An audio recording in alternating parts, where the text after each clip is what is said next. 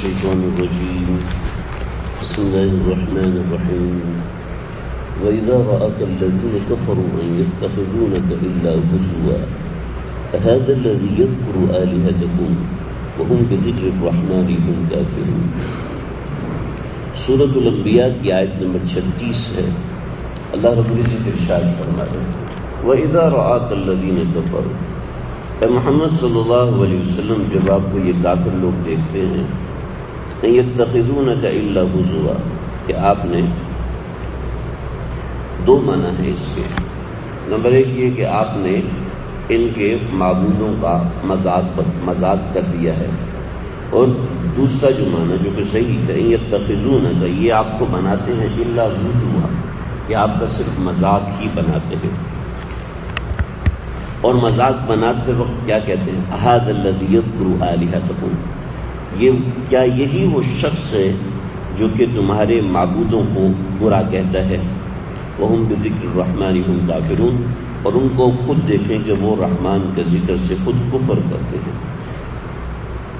یہ آیت نمبر 36 کا خلاصہ مفہوم ہے۔ قصہ یہ ہوا کہ آپ علیہ الصلوۃ والسلام ایک مرتبہ کعبۃ اللہ کے باہر آپ صلی اللہ علیہ وسلم کا گھر تھا، تو اس کے راستے میں ابو جہل اور ابو سفیان ان دونوں کے گھر آتے تھے، تو یہ دونوں حضرات بیٹھے ہوئے تھے، تو آپ علیہ الصلوۃ والسلام وہاں پاس سے گزرے، تو ابو جہل نے آپ کا مذاق اڑاتے ہوئے یہ بات کہی کہ کیا عبد مناف کو یہی نبی ملا تھا کہ جو ہمارے خداؤں کو، ہمارے معبودان کو برا کہتا ہے، کیا یہی ملا تھا؟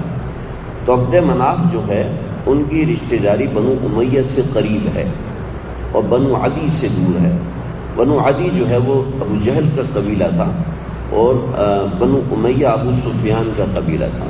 تو عبد مناف اور بنو امیہ یہ دونوں قریب ہیں، یعنی آپس میں دوست ہیں۔ تو ابو سفیان کو غصہ آیا، اور ابو سفیان کہنے لگے کہ بعد میں مسلمان ہوئے، صحابی بنے، جلیل القدر صحابی بنے، تو حضرت ابو سفیان کہنے لگے کہ بھئی تمہیں کیا تکلیف ہے؟ اگر عبد مناف کو اللہ نے اگر نبی دے بھی دیا تو تمہیں کیا تکلیف ہے، تمہیں کیا پریشانی ہے؟ تو آپ علیہ الصلوۃ والسلام نے گزرتے ہوئے یہ بات سن لی، تو آپ صلی اللہ علیہ وسلم نے ابو جہل کو اس کی غلطی پر تنبیہ کی کہ بھئی عبد مناف نے مجھے پیغمبر نہیں بنایا، مجھے تو اللہ رب العزت نے پیغمبر بنایا ہے۔ تو یہ آپ صلی اللہ علیہ وسلم کا ایک طریقے سے مذاق اڑاتے تھے۔ تو اس طریقے سے اس آیت کو سمجھیں وَإِذَا رَآكَ الَّذِينَ كَفَرُوا، جن لوگوں نے کفر کیا، جب یہ لوگ آپ کو دیکھتے ہیں تو إِن يَتَّخِذُونَ، تو یہ آپ کے ساتھ کچھ بھی نہیں کرتے، إِلَّا هُزُوًا، بس آپ کا مذاق اڑاتے ہیں۔ کس بات پہ مذاق اڑاتے ہیں؟ اس بات پہ مذاق اڑاتے ہیں کہ انہوں نے ہمارے خداؤں کو برا کہا ہے، یعنی یہ ہمارے خداؤں کا اقرار نہیں کرتے، انکار کرتے ہیں، چنانچہ انکار کرتے ہیں تو برا کرتے ہیں۔ تو آدمی اگر خود کوئی کام نہیں کرتا اور دوسرا بھی وہ کام نہیں کر رہا تو اس کو نکیر نہیں کر سکتا۔ یہ ایک اصول، ایک قاعدہ ہے۔ بطور مثال آپ کسی کو پیسے دے کے خدمت نہیں کر رہے اور دوسرا بھی نہیں کر رہا، آپ کسی فقیر کو کھانا نہیں کھلا رہے اور دوسرا بھی نہیں کر رہا، تو آپ دوسرے کو کتنا گندا انسان ہے، تو فقیر بیٹھا وہ اس کو کھانا نہیں کھلا رہا، تو کہے گا بھائی تم اچھے ہو تو تم کھلا دو نا۔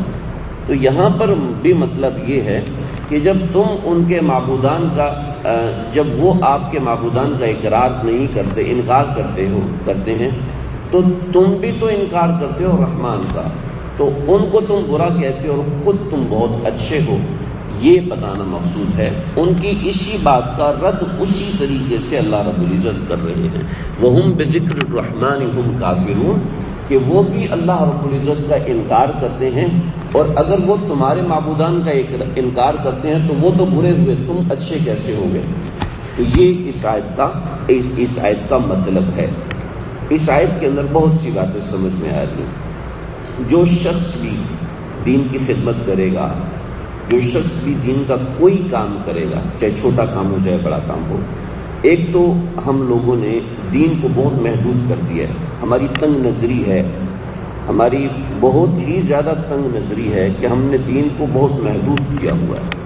جیسے اللہ رب العزت نے رزق کے بارے میں ذکر فرمایا کہ اللہ رب العزت رزاق ہیں، روزی دینے والے ہیں، تو ہم نے رزق اور روزی کو صرف روٹی اور تنخواہ کے اوپر محمول کر لیا، حالانکہ رزق جو ہے علم بھی رزق ہے، ہم سانس لیتے ہیں یہ بھی رزق ہے، ہم جس جگہ آرام سے رہتے ہیں یہ بھی رزق ہے، ہمیں صحت جو ملی ہوئی ہے یہ بھی رزق ہے۔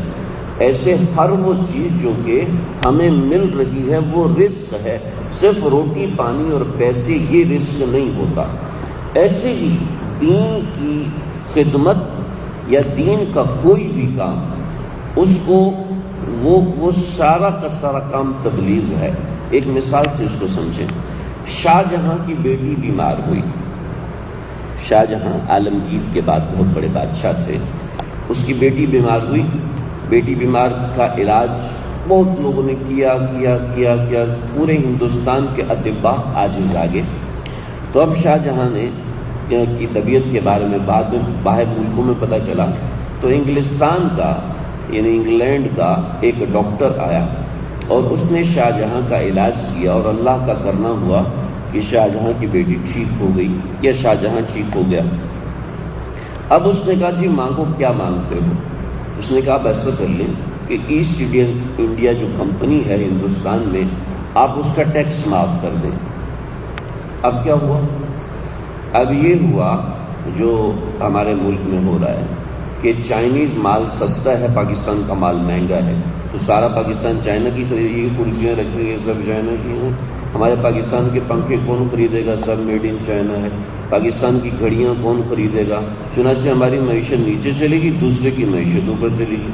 چنانچہ اس وقت بھی یہ ہوا کہ ایسٹ انڈیا کمپنی نے جو مال بنایا وہ سستا ہے اور ہندوستان کا مال مہنگا ہے، لوگ خود بخود سوئچ کرنے لگے سستے مال کی طرف، ان کا زر مبادلہ بڑھنے لگا، ہندوستان کے لوگ نیچے آنے لگے، چنانچہ ان کا مارکیٹ پہ قبضہ ہو گیا، مسلمانوں کا قبضہ ختم ہو گیا۔ جب مسلمانوں کا قبضہ ختم ہوا تو انہوں نے مارکیٹ پہ اپنی مونوپولی قائم کی، اور اس کے بعد پورے ہندوستان پہ کیسے قبضہ کیا آپ کے سامنے، اور ہندوستان کی ساری دولت کس طریقے سے لے جانے لگے۔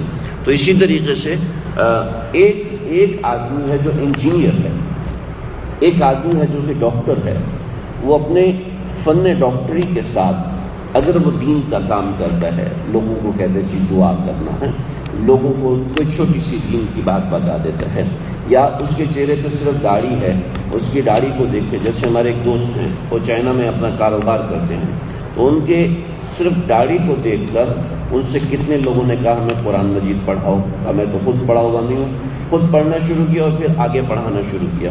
محض ایک داڑھی کو دیکھ کے، محض ایک ٹوپی کو دیکھ کے کتنے لوگ مسلمان ہوں گے۔ اللہ کے نبی نے فرمایا التجار صدوق الامین مع النبیین والصدیقین والشہداء، جو سچا تاجر ہے وہ انبیاء کے ساتھ ہوگا۔ تاجر پورا دن بازار میں گزارنے والا، 10 روپے کا 20 روپے کا 10 روپے کا 20 روپے کا بولنے والا سچا تاجر وہ انبیاء کے ساتھ ہوگا۔ کیسے ہوگا جی؟ سارے صحابہ علماء تھے، سارے صحابہ، کوئی صرف چند ایک صحابہ علماء تھے، سارے صحابہ تو علماء نہیں تھے، بلکہ اکثر تو تجار تھے۔ حضرت عبد الرحمن بن عوف کا ترکہ ہی 9 کروڑ دینار تھا۔ تو کیا کرتے تھے؟ اپنے معیشت کے ساتھ دین کو لگایا ہوا تھا، دکان بند کر کے نماز پڑھنے جا رہے ہیں، یا اپنے ملازموں کو کہا دیکھو نماز نہیں چھوڑنا، آدھے ابھی چلے جاؤ، آدھے اس مسجد میں چلے جاؤ، آ جانا پھر بقیہ دیجیے۔ وہ جو ہمارے ملازم ہیں وہ مستی کرتے ہیں، کون سا ملازم مستی نہیں کرتا جی؟ سارے ملازم مستی کرتے ہیں۔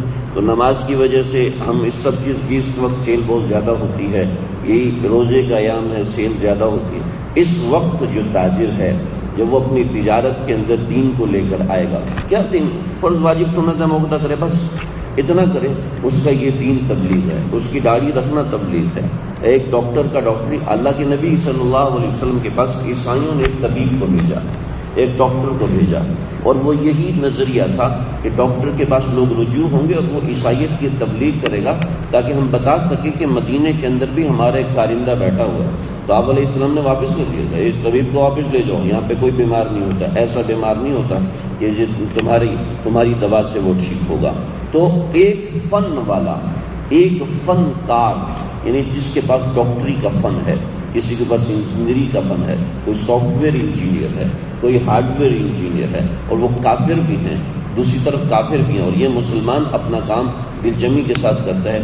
کئی ایسے لوگوں کو میں جانتا ہوں جو مسلمان کے بھائی سبحان اللہ، بھائی ماشاء اللہ، ہم صرف ان کلمات کو سن کے مسلمان ہوئے کہ یہ ہر کلمے میں کہتے ہیں الحمدللہ، اللہ کا شکر ہے۔ یہ کیا کہتے ہیں اللہ کا شکر؟ کیا مطلب ہے اس شکر کا؟ کیا مطلب ہے؟ اس شکر کو سمجھنے کے لیے علماء کے پاس پہنچے مسلمان ہو گئے کہ ہم نے دین کو سمجھا ہوا ہے صرف مسجد میں بیان کرنے والا دین کا کام کرتا ہے، اذان دینے والا دین کا کام کرتا ہے، قاعدہ پڑھانے والا، قرآن پڑھانے والا دین کا کام نہیں۔ یہ بات نہیں ہے۔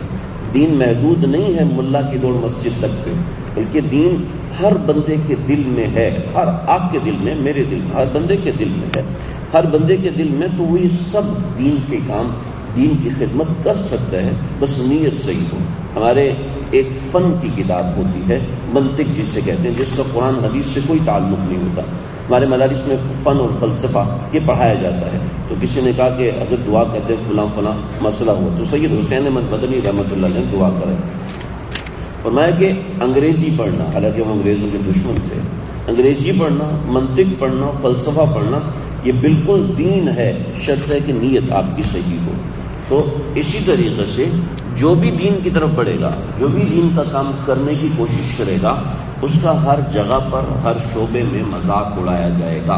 لہٰذا کوئی دین کو پریفر کرتا ہے اپنے کام کے اندر، اپنے معاملات کے اندر، جیسے میرے ایک ساتھی ہیں امریکہ میں کے کام کے لیے، تو ان سے کسی نے کہا بھی آپ داڑھی کٹوا کے ہیں، ورنہ ہم اس طرح کے لوگوں کو نہیں رکھتے جن نے داڑھی رکھی ہو، ٹوپی پہنی ہوئی ہو۔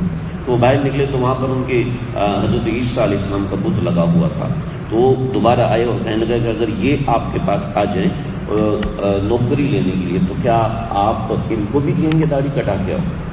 تو اس طریقے سے وہ اندر ہوئے اور کئی لوگ ان کے ہاتھ مسلمان ہوئے۔ یعنی اس طریقے سے ہم کر سکتے ہیں، ہلکی سی تھوڑی سی قربانی، تھوڑا سا دھیان ہو تو ہم دین کی طرف لوگوں کو لا سکتے ہیں، خود بھی لگ سکتے ہیں۔ تو اس کے اندر یہ معاملہ ہے۔ بات یہاں سے نکلی یتخذونک الا ہزوا، یہاں ایسے موقع پر لوگ مذاق اڑائیں گے، دین کی تبلیغ میں، دین کے پرچار میں تھوڑی سی تکلیف بھی ہوگی، لوگ طرح طرح کی باتیں کریں گے۔ میرے ایک جاننے والے دبئی میں کام کر رہے تھے، تو ان کو کہا آپ داڑھی کٹائیں، کیونکہ ہمارا جو یہ ڈبل روٹی اور اس چیز کے بنانے کا کام ہے، اس میں اگر آپ کا کوئی بال گر گیا تو ہماری کمپنی کو اتنا جرمانہ ہو جائے گا۔ اس کو چھوڑا، اللہ نے کئی گنا بڑھ کے دیا، اس کو کئی گنا بڑھ کے دیا۔ تو ہر بندہ، میں آپ، جس کی قید نہیں ہے کہ مسجد میں بیٹھے رہے، ہر بندہ جہاں بھی ہے وہ دین کا کام کر سکتا ہے۔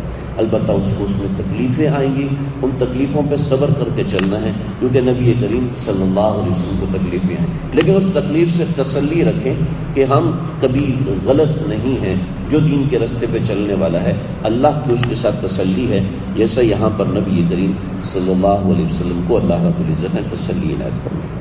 اللہ سمجھ لیجیے۔